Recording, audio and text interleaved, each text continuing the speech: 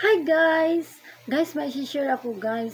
Naranasan nyo ba yun guys na mag-post ng video tas sa tingin nyo okay naman yung video, okay naman yung pagkagawa, wala ka namang sinabing mali or masama dun sa video. Tapos wala nga namang background din na music. Tapos guys, magugulat ka na lang pagtingin mo sa dashboard mo may lag pala, may issue yung gipost mong video, o diba guys? Kaya magtataka ka, ma-heart ka rin guys, diba?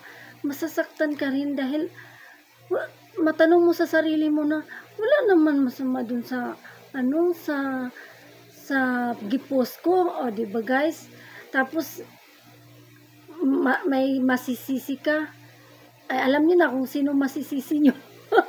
Pero guys, wala pa rin tayong magagawa kasi sila naman yung boss. Sila ang masusunod. Pero isa talagang tanong, anong mali doon sa pinupost ko? Diba guys? Yung mga ganong tanong. Kasi nakaranas tayo niyan guys. Diba guys?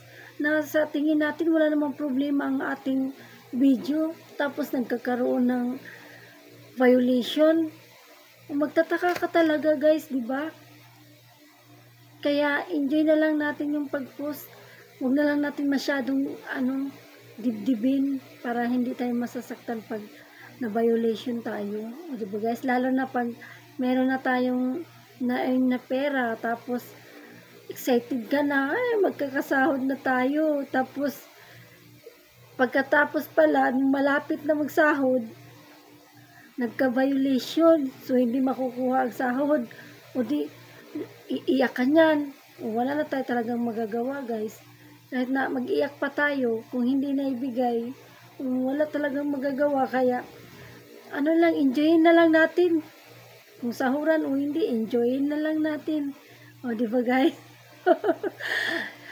Sana may natutunan. I-share ko lang yung aking O diba guys? Kasi lahat naman tayo nakaranas ng nag-post na flag na may violation, di ba guys? Okay guys. Kung nagustuhan nyo, follow and share.